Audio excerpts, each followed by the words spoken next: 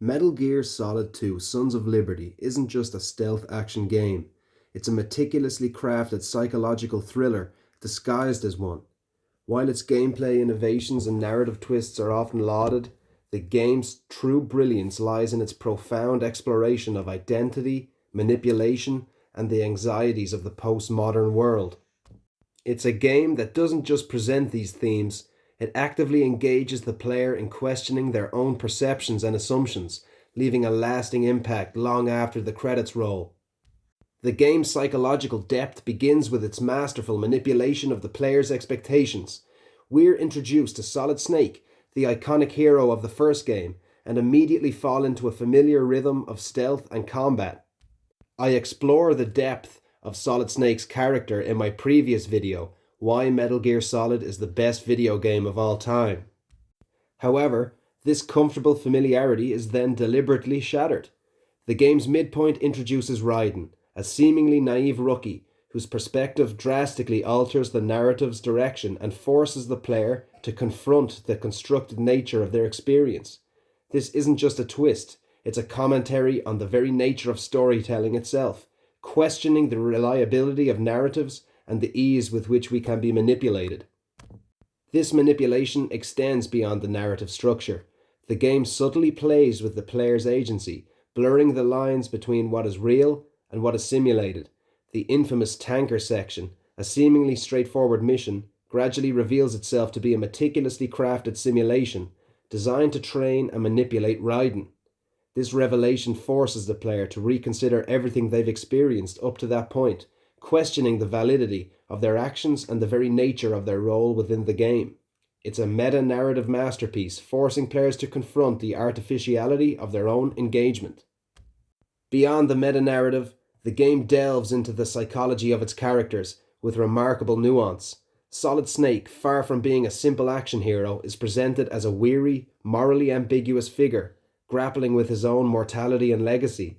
His cynicism and detachment are not simply character traits, they are reflections of a world steeped in deception and betrayal. Similarly, Raiden's journey is one of self-discovery, as he grapples with his identity and purpose within a world that constantly seeks to define him. His naivety is gradually eroded, replaced by a growing understanding of the complexities and manipulations surrounding him. The game's exploration of themes like information control and the manipulation of media is particularly present. The Patriots, the game's shadowy antagonists, represent a powerful, unseen force that controls information and shapes public perception. Their influence extends beyond the game's fictional world, resonating with real-world anxieties about surveillance, propaganda, and the manipulation of information in the digital age. This isn't just a political commentary, it's a psychological exploration of how these forces shape our understanding of reality and our sense of self. Sounds a bit like today, doesn't it? Furthermore, Metal Gear Solid 2 masterfully utilizes symbolism and visual storytelling to enhance its psychological impact. The recurring motif of the man on fire, for instance, serves as a powerful visual representation of the psychological trauma and emotional turmoil experienced by the characters. The game's environments, too, are carefully designed to reflect the psychological states of its characters, creating a sense of unease and disorientation that mirrors the characters' internal struggles. However, the game's psychological depth isn't without its critics. Some argue that the game's meta-narrative is overly convoluted, obscuring the core narrative and alienating players. Others find the game's exploration of postmodern themes to be overly intellectual and inaccessible. Yet even these criticisms highlight the game's ambition and its willingness to challenge conventional game design and narrative structures. Raiden's initial presentation is that of a naive, almost childlike soldier. He's intensely emotional, prone to outbursts of fear and anger, and heavily reliant on his superiors for guidance. This vulnerability is not a weakness, but rather a key aspect of his character, highlighting his lack of experience and the intense pressure he's under. His reliance on his superiors, particularly Rose, acts as a crutch, a desperate attempt to maintain a sense of control in a chaotic and dangerous situation. His relationship with Rose is not merely romantic, it's a lifeline, a connection to a perceived normalcy that contrasts sharply with the brutal reality of his mission.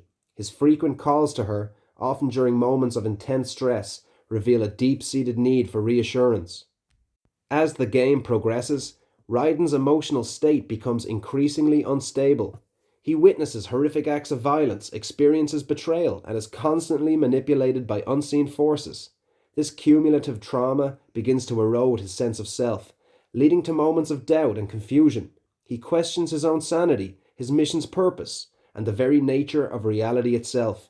The constant barrage of information, misinformation, and psychological manipulation leaves him disorientated and vulnerable. His reactions, often impulsive and emotionally charged, reflect this growing instability. The climax of the game reveals the shocking truth. Raiden's entire experience has been a meticulously crafted simulation, a sophisticated psychological experiment designed to test his responses under duress. The revelation is not only a plot twist, but a profound psychological blow to Raiden. The foundation of his identity, his beliefs about his mission, and his relationship with Rose are all shattered. He is left grappling with the implications of his manufactured reality, questioning the authenticity of his emotions and experiences. The final moments of the game show Raiden beginning to process the trauma of this revelation. While he still struggles with the weight of his past, he displays a newfound resilience and determination. He begins to forge his own identity, independent of the manipulation and control he experienced. His journey is not one of simple resolution, but rather a transition into a new phase of self-discovery and growth. He emerges from the simulation not as the naive soldier he once was, but as a more self-aware and independent individual, forever marked by the psychological scars of his experience. His psychology, therefore, is not simply a character trait, but a dynamic process of growth and adaptation in the face of extreme adversity. In conclusion, Metal Gear Solid 2: Sons of Liberty's enduring appeal lies not just in its innovative gameplay or its shocking twists, but in its profound and unsettling exploration of the human psyche. It's a game that forces players to confront their own assumptions about reality, identity, and the power of manipulation, leaving a lasting impact that extends far beyond the final boss battle. Its psychological complexity, though challenging, remains a testament to the potential of video games as a medium for exploring complex and deeply human themes. It's a game that continues to resonate because it reflects, and perhaps even anticipates, the anxieties and uncertainties of our increasingly complex world. To those of you who regularly watch my videos, you know I like to end these kinds of videos on a more personal note. So this time, I would just like to give my own experience with playing this game. I was very young when this game came out, and me and my older brother got a combined Christmas present of this game along with a PS2. I remember after the tanker mission, we were initially disappointed that we played as Raiden, but after a few playthroughs, we really enjoyed the Raiden part. His character adds a lot to the game and the Metal Gear Solid universe.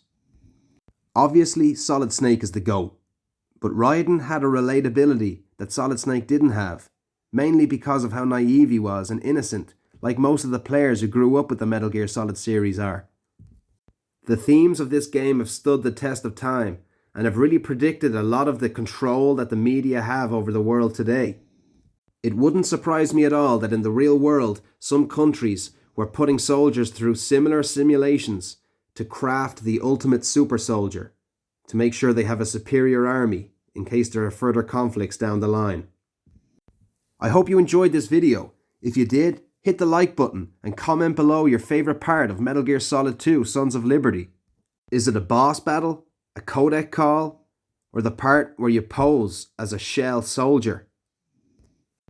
I would just like to add that the majority of my viewers are still not subscribed to the channel. If you regularly watch my content, please subscribe, and if you're new here, subscribe.